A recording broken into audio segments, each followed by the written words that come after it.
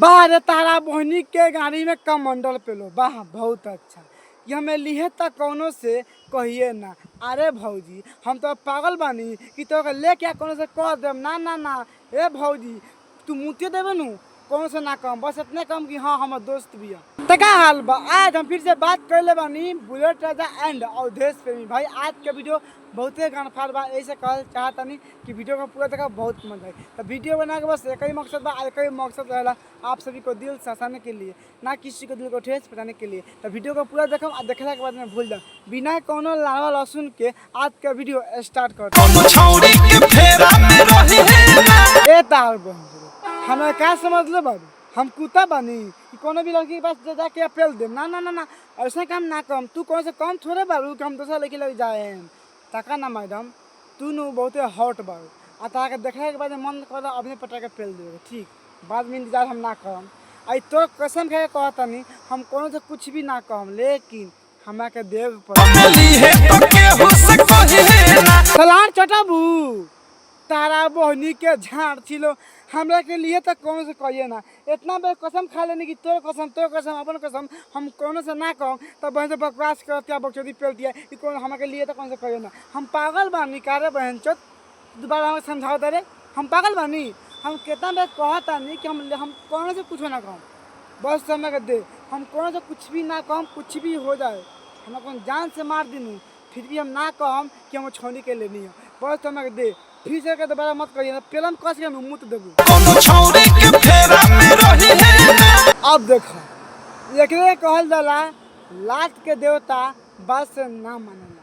हम कितना अभी समझे भौजी के भौजी तो कसम कोनो लहसुन लड़की फड़की के फेरे में ना रहम तोरे के लिए हम थोड़े साथ रहम कहबे तो शादी कर लेम तू जनती कहबे उनती कहम लेकिन कोनो लड़की के फेरे में ना रहम। लेकिन फिर से कहती है फिर से वे बच्चे कह दिला कि कोनो लड़की के फेरा में रहिए ना।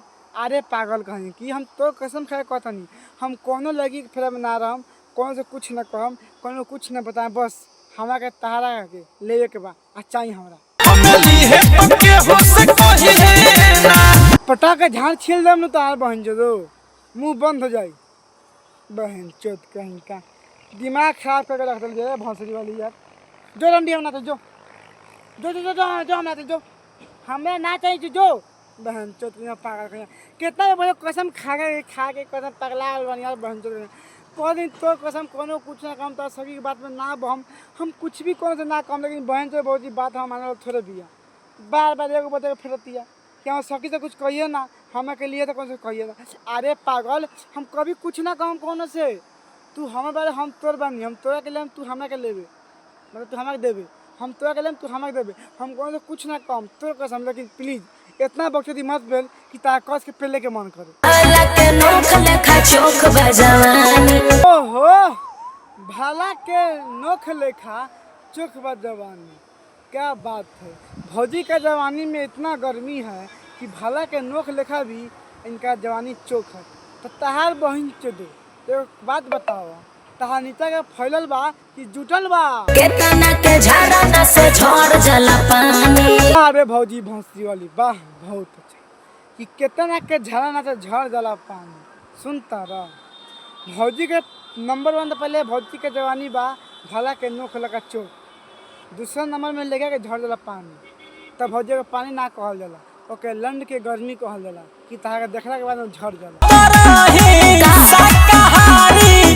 का कहता कि हम तो रही शाकाहारी ए भैया भौंसरी वाला तू शाकाहारी रह तो भई का कैले बिया तक मांसाहारी बना ले दे बिया। देखा भैया भौजी के कोनो गलती नहीं है भौजी के जवानी बहुते चढ़ल बा और कोनो देखी तो मन करी भौजी के पटा के फेले खातिर तू शाकाहारी बा तो भगवान के नाम ला आ भौजी के दे के तू अलगा हो जा अलगा ना हो तारा मन में का बा बोलो का कहता कि रील पर देखा के चीनी मिल।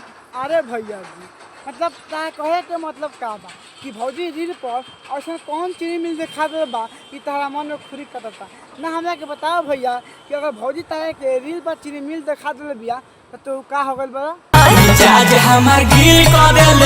अरे सरव झाटी में कढ़िल वाह बहुत अच्छा कि रील पर देखा के चीनी मिल हमर में आज ते गिल कर देले क्या बात है, सुन रहे आप लोग, तार बहन जो तो भैया इतना पटाखे पेलेंगे ना कि हवा के बाद में, लेकिन पहले मुँह तो दोगे। मतलब क्या बात कर रहे हो यार, भौजी रील पर दिखा के चीनी मिल तारा गिल कर दिया, तारा ना पे तारा भौजी के पटाखे पेल था कि भौजी नु वो मुँह तो दो।